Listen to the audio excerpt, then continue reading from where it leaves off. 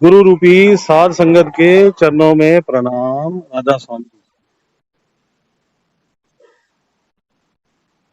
दर्शन की प्यास लग जाए, परमात्मा के दर्शनों की प्यास लग जाए।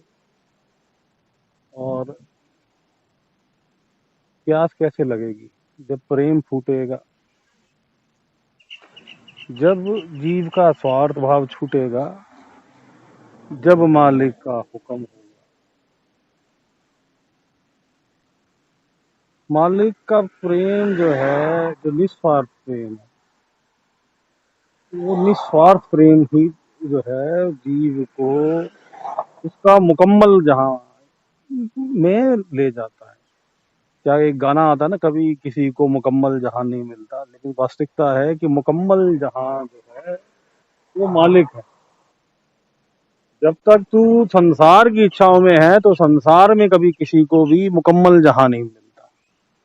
मुकम्मल जहां मिलेगा उसे जो इस संसारिक जहां की इच्छाओं को ही त्याग देगा और जो सच्चे प्रेम में लग जाएगा। वैसे संसार में क्या कहते हैं कि जो प्रेम सबसे ऊंचा जो माना जाता है वो माँ और बच्चे का माना जाता है।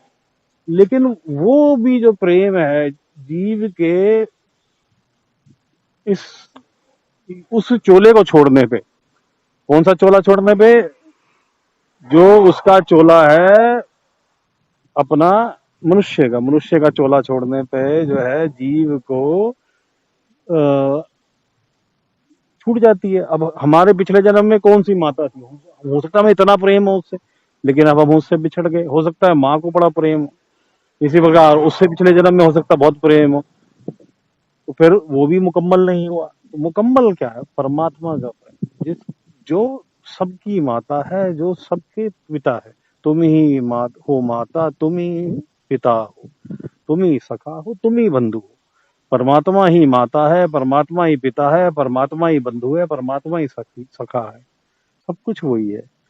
लेकिन वही वाली बात है कि जीव को बार बार समझाने पे भी ये समझ नहीं आता कि जब तक अपन उसके परमात्मा के लिए वह जगह नहीं बनाएगा, जगह नहीं बनाएगा तो परमात्मा कैसे आएगा?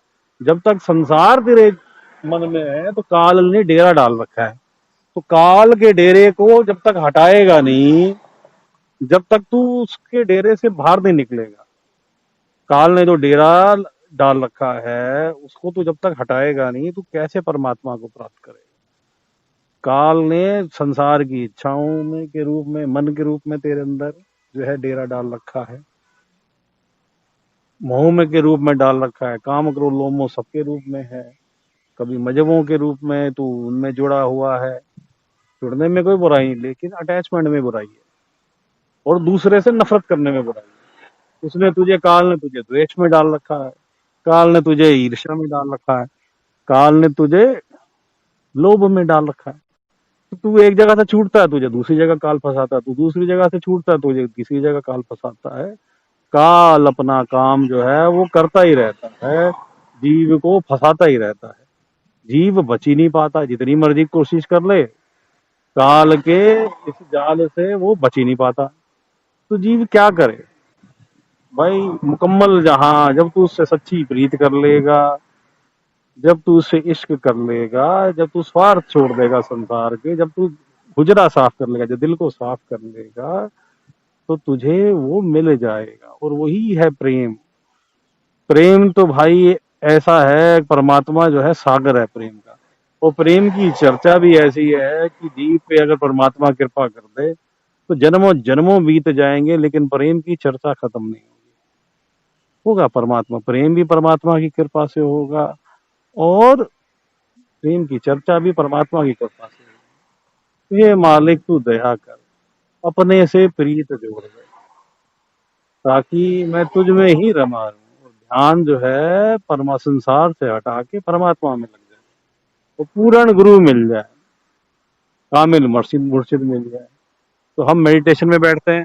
मेडिटेशन क्या करेंगे? ध्यान, थर्ड आई सेंटर, तीसरे तिल में, दोनों आंखों के बीच में, पीछे करके बिंदी वाला स्थान, जिसे हम छठा चक्र भी कहते हैं, वहां पे।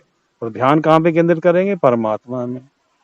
और हटाएंगे कहाँ से? संसार से हटाएंगे। और अगर हमें कामिल मुर्शिद और पूर्ण गुरु प्राप्त है तो पूर्ण गुरु पे ध्यान करेंगे। और अगर हमें पूर्ण गुरु से, कामिल मुर्शिद से पंच नाम, सतनाम, विदेही नाम, परमात्मा का सच्चा नाम प्राप्त है तो हम उसका सिमरन करेंगे। मालिक सबका भला करे, मालिक सबका भला करे।